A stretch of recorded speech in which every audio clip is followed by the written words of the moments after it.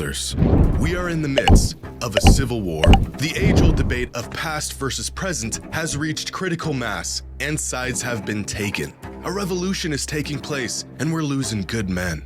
Old school versus new school. Back in the day versus modern day. A story as old as time itself. I tried to ignore this bloodbath, but just when I thought things couldn't get any worse, it all got so much worse. We done with the 90s. We done with the 90s. Games from the 80s and 90s coming to light, showing that the good old days were in fact not that good. This whole time, the punishing defensive legend was actually just a bunch of plumbers camping out in the paint looking for someone to hack. Shots clinking off the backboard, players running around aimlessly, wreaking havoc.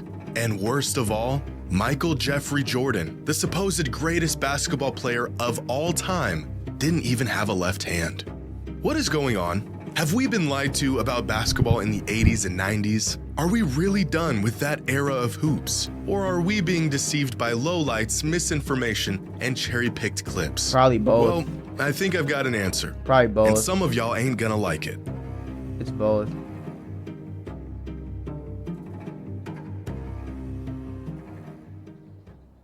Today's video is sponsored by SeatGeek. W sponsor, man. W sponsor, man. Like Geek. W fucking sponsor, man.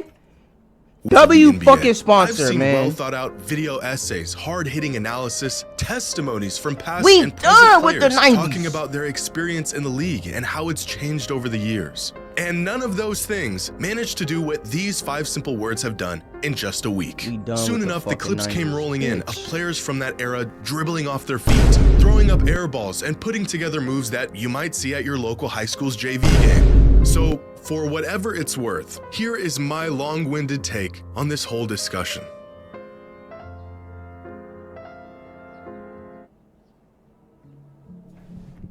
We 3 minutes in, Jimmy. Let's lock in.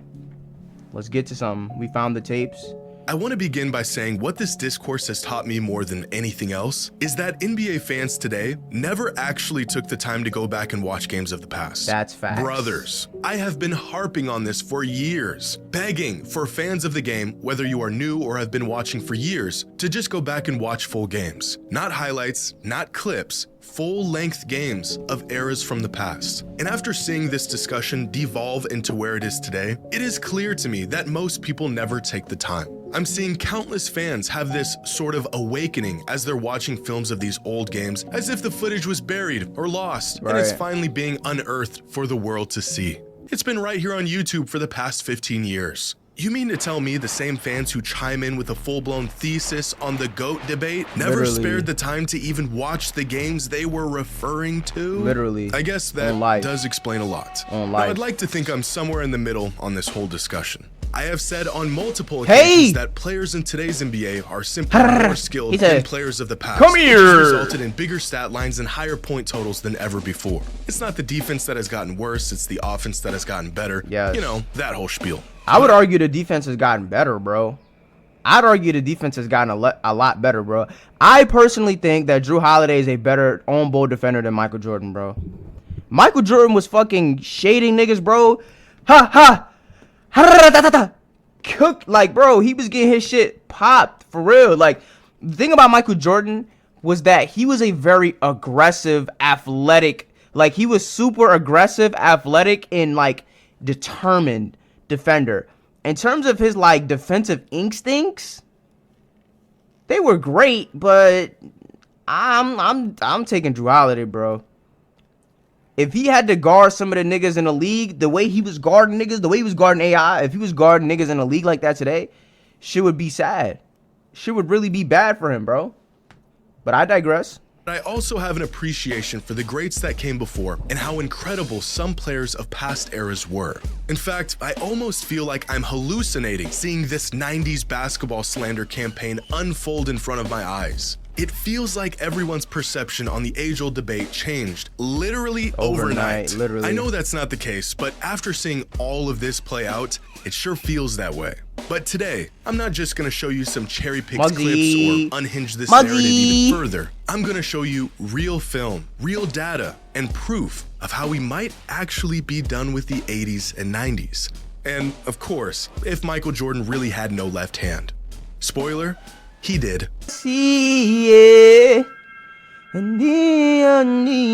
have been an advocate for the modern players are better than players of the past movement for quite some time now. In fact, as crazy as it is for younger fans to say Michael Jordan was trash, it's just as absurd for older fans to say the game hasn't evolved and gotten better over the last 30 years. Because that's all this debate really is. Young fans versus old fans. Nigga said Marcin Gortat was incredible in versus the pick fans and that are roll. watching Fucking this. hilarious. But objectively, He players was, today but- are much better than they were in the 80s and Bump even the eight. 90s. Specifically, Bump the eight. lower end of the talent pool in the NBA today is vastly better than it was in the past. I think great players would be great in any era, but with the spacing, the shot making, the emphasis on offense as opposed to defense has made the depth across the NBA today just way ahead of where it was in the 80s and the 90s. There was, without exaggeration, guys in the NBA throughout the 80s and 90s that were on NBA rosters just to accumulate fouls and Just sit to in the paint foul. and be big. Yeah. Some of these players were offensively inept, and that was okay because their role was not to create offense. But in today's NBA, where offense reigns supreme, there is no room for these players.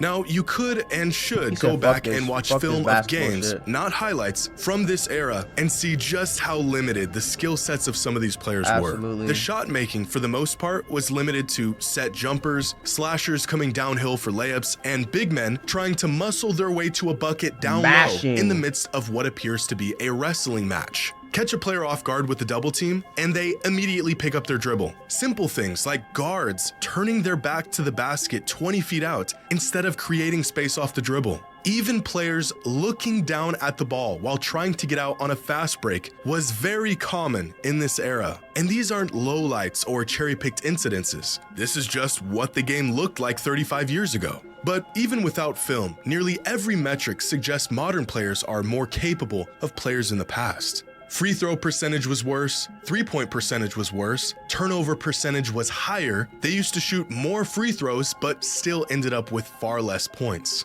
Now, this is not to say that this era of hoops was trash. That's just disingenuous and flat out wrong. These were the best players in the world at the time. It was just simply not as good as what it is today. But maybe there's another layer to this that needs to be factored in to really understand why these players were not as skilled as the players of today.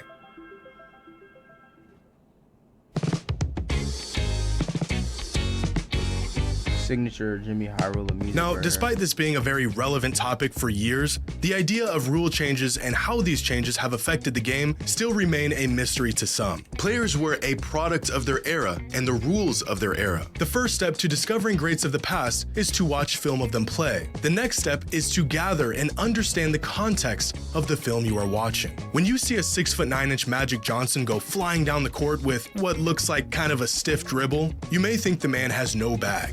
But my friends, No bag. Magic Johnson did have a bag. Nah, but he the did, rules though. in place at the time only allowed him to reach so far into it before he got called for every violation in the rulebook. Consider the fact that any move where your hand wasn't completely on top of the basketball was considered a carry. No 0 steps, no gather steps. You get 2 steps, and anything more was How the fuck called was that a travel? No 0 steps, no gather One. steps. Two. You get 2 steps, and anything more was Nah, called a yeah, travel. that is true, No though. backward Niggas be shuffles to forgetting create about that. separation. No lunging into players to draw easy fouls. Here's a clip of Danny Ainge hitting Kevin McHale with a hezzy in the mid-80s. And the man thinks he just witnessed witchcraft. But when practice sessions were completed, some of the most competitive competition began. Double dribble. No, son. No, I double dribble. Double dribble. He did too. I did. Here's some more clips of players getting called for travels and carries doing moves that are very typical Yeah. and allowed in 2024. That's facts. 90% of the moves you see today, the very method most players generate their offense would be called for some sort of violation Yes. 40 or 30 or even 20 Yes. years ago. Nah, he's talking And this to isn't niggas, just though. some cop-out or excuse as to why these players of the past weren't doing this stuff. The rule changes are real, documented pieces of NBA history. You can literally look them up. The game got looser, players grew up and shaped their game around these looser rules, and now they have free reign to let their basketball bag run wild. But that's kind of the point. Players of the past didn't grow up practicing 25-footers. They didn't work on a dozen moves to create separation. They played in offensive systems that focused on the team, the collective, schemes and sets that resembled something closer to college basketball, where ISO possessions were few and far in between, so they never developed an arsenal to counter these situations. The rules of the time limited their game, which resulted in them having a more limited skill set than players today. If Larry Bird grew up with a three-point line, he might have been the greatest long-range shooter ever, but he didn't. And as a result, he didn't shoot a lot of threes and he wasn't as efficient as the best shooters today.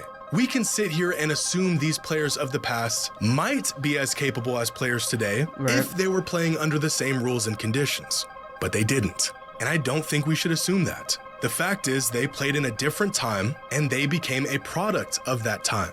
But that's not to say the game was trash back then, or that the superstars of these eras couldn't compete in today's league. In the 80s. In fact, we can use different superstars as sort of a cross-generational measuring stick to see just how stiff the competition has been over the years. Larry and Magic played Michael, who played Kobe, who played LeBron, who has played the players of today. And nowhere down this timeline was there any real jump or fall off in production or level of competition from one era to the next. Each era had their stars. Those stars crossed paths with stars of other eras, and no one era was clear-cut ahead of the other. If the 80s were so bad, then why did players of the 90s have to wait for those guys to get old and retire to have a shot at winning? And if the 90s were so bad, then why did players of the 2000s not win until those guys retired? We don't need to assume that adjacent eras could compete with one another because we actually saw it. MJ struggled with some of the guys that came before him, Shaq struggled against Hakeem and Kobe struggled against MJ, LeBron struggled against guys like Duncan and Dirk, and players of today have struggled to get past some of the older players in the league who are a product of the previous era. Now, what we shouldn't do is jump 3 or 4 eras at a time, ignoring entire decades of evolution and saying the game back then was better or even as good as it is today. At a certain point, the knowledge and wisdom that comes from actually witnessing decades of NBA history, like some older fans have, becomes skewed and watered down by nostalgia and a generational bias. Superstars are superstars because their game transcends the era they played in, but they also played in an inferior league. These two ideas are not mutually exclusive, and although generational talents of the past would do just fine today, this same logic does not apply to the vast majority of the league throughout the 80s and 90s.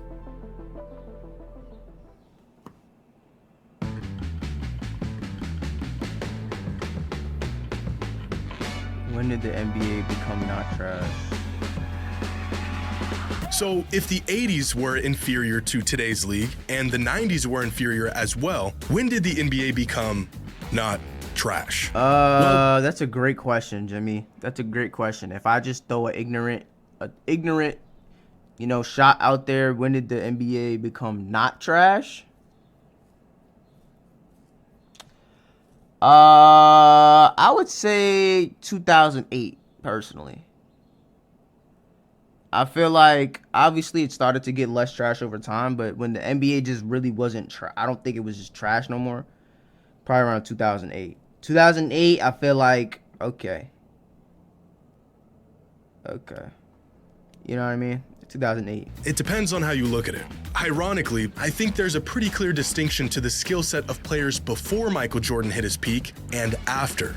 For example, the early 90s and late 90s, although being in the same decade, were massively different in play style and skill set. Think for a second about the fact that Magic Johnson was still in his prime in the early 90s and Allen Iverson was entering his prime in the late 90s. In less than 10 years, basketball became a massively different game. By the late 90s, the players who grew up watching Jordan fly through the air and slice up defenses were in the league and were reshaping the role that perimeter players played. Guys like Kobe Bryant, Allen Iverson, Ray Allen, Stephon Marbury, Grant Hill, Tracy McGrady, Vince Carter. All these guys came into the league around the same time and were products of what they saw MJ do throughout his career. Players with a skill set that more closely resembles what we see today than it did to the skill sets of players of the 80s and even early 90s. This is where I think most fans fans might make the distinction of when the league really took a leap not in competitiveness, but rather play style. You can go back and watch these guys play. Hey! It's not too Oh my different, gosh! but Hold rather on! Wait!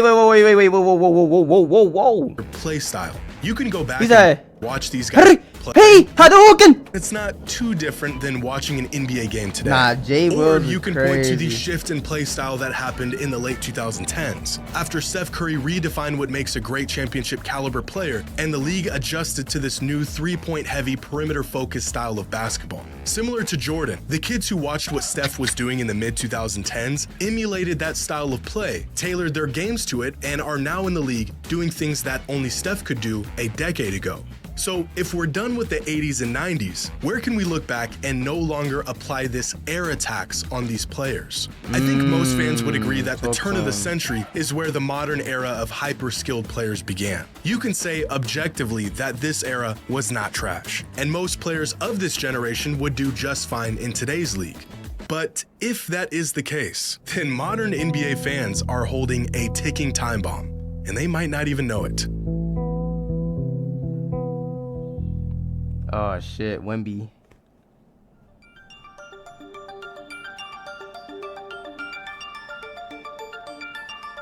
When we are older and a new generation of NBA fans claim our favorite players, the guys we grew up watching, are not as good as the players of the future, what will you have to say?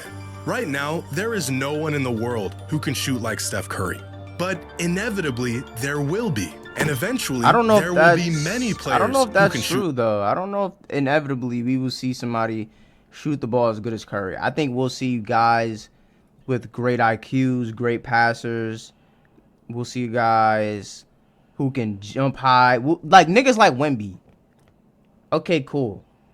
I think it's gonna be a long time before we see a motherfucker shoot like Steph, bro. He's not regular, bro. He's not regular. I'm telling you. Wemby, I get it. He's tall. He could shoot. He could dribble. Like until we see another player like Kevin Durant, I don't think it'll be that long. A tall motherfucker who can do what he does, I don't think it'll be that long. But a motherfucker who could shoot like Steph, I don't think so, bro. Like him. His records will fall, his percentages won't look as good through the lens of 2040, and although his legacy will be cemented, his actual game will be put into question. And based on the arguments I'm hearing today on why past players were trash, we will have nothing to say that will change their minds. We know that Curry was the first to do what he's doing. He is a pioneer of the modern NBA. We have context to back up our claims. But if we aren't willing to hear older fans out today, what makes us think younger fans will hear us out in the future? Mark my words. There will be a day when young fans will go back, watch film of LeBron, and say he couldn't compete with players of the future. In fact, That's it's impossible. already happening. Fans saying he has no bag. Younger players putting up bigger numbers than he ever did. Skill sets a bit deeper with games that look more polished. It's all fun and games now to crack jokes about past eras. But our day will come too, and it ain't gonna be pretty. Luka's a freak. But Unk, What the fuck Giannis is could that? only run and dunk. Your era was trash. Y'all had a dude who couldn't get 2 feet off the ground running the whole league. You can scramble to pull up clips and show the numbers, but their minds will already be made up. This is why I think it is so important to have genuine, thought-out discourse about the game if you're truly a fan of it. But to all of the older fans out there, you kinda started this whole thing. For years, we heard y'all badmouth modern players, saying the league is soft, players today couldn't compete back then. Back in my day, real men played the game. Y'all cannot be mad that some fans are done with the 80s and 90s when y'all never even gave modern basketball a chance. He's talking to Sure, niggas, a man. lot of fans never took the time to go back and watch the He's greats of acting like a mediator, bro. He's like in the middle of both sides, and he's saying what both sides need to hear to both of them though, because niggas always be saying, bro, my uncle used to always shit on Melo, bro. He used to always shit on Melo. Oh, he doesn't pass the ball. Oscar Robertson, bro. I said, yo, Unc, we were just chilling watching TV. I said, yo, Unc, who the greatest basketball players of all time? That nigga said, the first thing that he said was Nate Archibald. So I already knew, like, oh, okay, like, you didn't say LeBron, like, you don't think LeBron great. Dr. J. He said Dr. J, Nate Archibald, Oscar Robertson, Walt Frazier. He said one more name. I don't remember who he said. Somebody, okay, you didn't say Kobe, LeBron, or Jordan. So all them 4 niggas you named is better than LeBron, Jordan, and Kobe. Okay, that's when I knew it was a disconnect. The past, but let's be honest for a second. Older fans don't watch games today. They catch a stray clip on Facebook of LeBron flopping and like an echo chamber of disgruntled old men. They just start firing away in the comments, agreeing with one another. Y'all asked for this. I've been watching the NBA since the mid-2000s. Kobe, D-Wade, McGrady, Iverson, Shaq, Nash, those were my guys. But I can acknowledge those greats and say they were incredible while also acknowledging that that version of the NBA as a whole was not as refined or as good as it is today. Now, will I be able to make that distinction in 20 years when some snot-nosed brat tells me my glorious king was trash? I'm not so sure. To say, I felt like there's more time left. Now, LeBron is crazy, bro.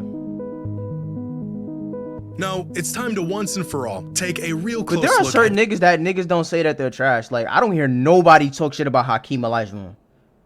I don't hear nobody say nothing about Hakeem. I don't hear nobody say nothing about Kareem. I don't hear nobody saying nothing about Shaq. Now, granted, these are all big men, right? And the 90s was the golden era of big men, even though Kareem wasn't a 90s center. But still, right? I don't hear people talk shit about David Robinson. It's mainly the guards, bro, because the guards couldn't shoot. They couldn't dribble as well. Like, they would. So I think that in 30 years from now, I don't see how a human could be that much better at basketball than Steph Curry offensively. I just don't see it. I don't see it possible. I literally don't see it possible.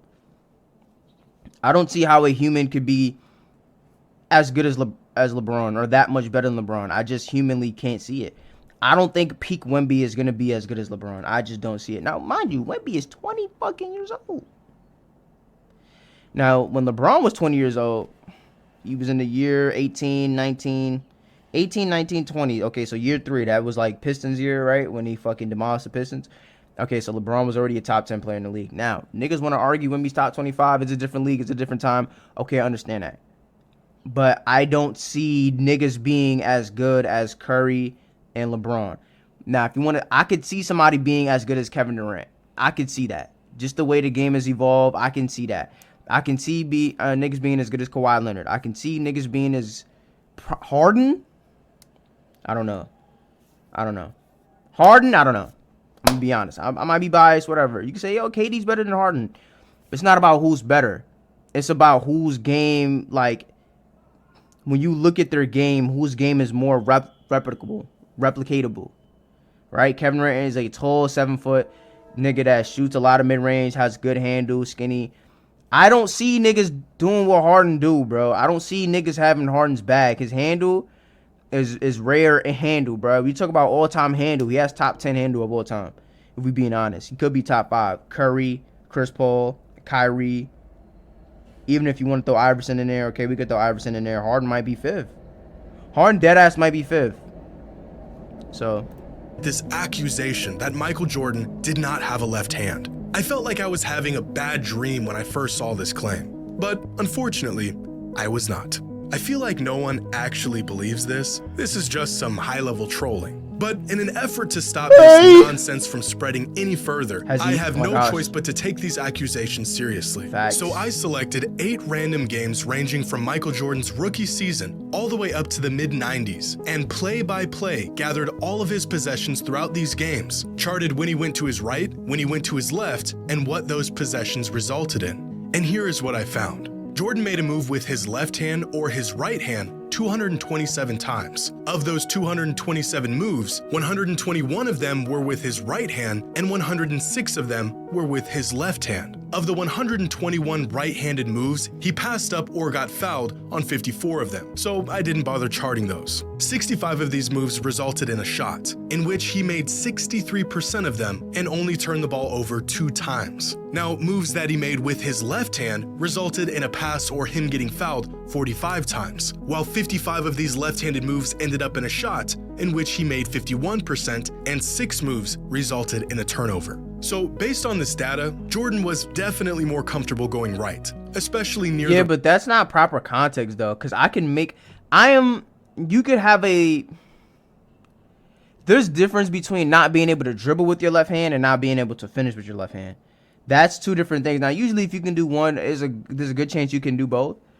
But just because if I make a move going left, if I'm me in my head, if I'm a right-handed player, I can dribble going left and I'm ready to go back to that right. I know a lot of niggas that do that. Yo. Nexo vibes. Get okay. If I'm a right-handed player and I make a move going left, first of all, I played against a lot of lefties, so I know a lot of I force a lot of lefties right, and they can finish, with that left hand going right. A lot of times it's easier for them to finish because they can maneuver, they can get that switch up, they can get that scoop layup, they can get underneath. So I mean, it's not really fully telling. Just because he went to his left hand that he has a left hand. How many times did he make a shot with a layup with his left hand? Or how many times, we have to watch the footage. I don't think this is very telling. The rim and even on mid-range jumpers. He struggled a bit in comparison. I don't feel like this is good quality right here. I just don't. Went left and missed. Went right and missed. To his right whenever he pulled up off of a left-handed dribble. But overall, Jordan went to his left 47. Even this chart, when you look at all of this right here, look at this right here. These are makes with the right hand. These are misses on the left side. So even looking at this without looking at the footage, it's fair to assume that his left hand was kind of weak. Which is fair. It's okay. His right hand was fucking immaculate. So his left hand to be weaker than his right hand, it's okay. It's not an awful thing. But when you comparing him to the fucking Kyries of the league and shit like that, it gets bad. It gets spooky. 7% of the time. And although it was his weaker hand, he was still above league average even while going to his left. But he was above league average. That's not really saying much. Bro. I'm pretty sure Michael Jordan was above league average in every category. That's not really saying much. 8 games in 350 minutes of basketball is a relatively small sample size. So I looked into it further and found this. A detailed breakdown of Michael Jordan's shot chart and shot tendencies in 3 seasons from 1990 to 1992. 126 games and over 4,800 minutes in total, tracking exactly what Michael did on the court for 3 seasons. And here's what the data shows. In total, Michael made 1,074 moves in isolation, going either to his right or to his left hand. 48% of those moves were with his right hand, and 52% of those moves were with his left hand. When going to the right, Michael shot 61.7% on 410 shots with 15 turnovers, resulting in 1.38 points per possession. When going to his left, Michael shot 61.3% on 421 shots with 36 turnovers, resulting in 1.31 points per possession. So even with a much larger sample size, Michael not only had a left hand, he went to it just as often as he went to his right and was nearly as proficient with his left as he was with his right. Now, for some context, throughout this 3-year span, Michael made on average 4.4 left-handed isolation moves, or in this case, isolation possessions, that resulted in 1.31 points per possession. Now, here are some prolific scores from this season and their overall tendencies and efficiency in isolation. Keep in mind, this data includes both right-handed and left-handed moves from these players. And now here is Michael Jordan with just his left hand. So, yeah.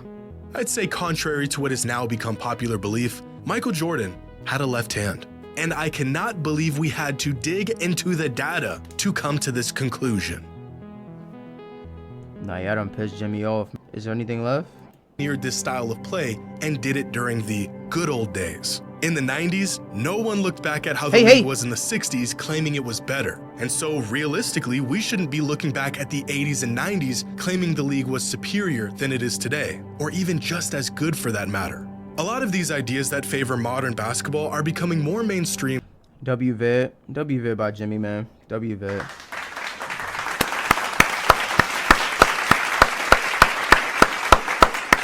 Jimmy did his thing, man. He did what he was expected to do, man. He came in and executed like crazy.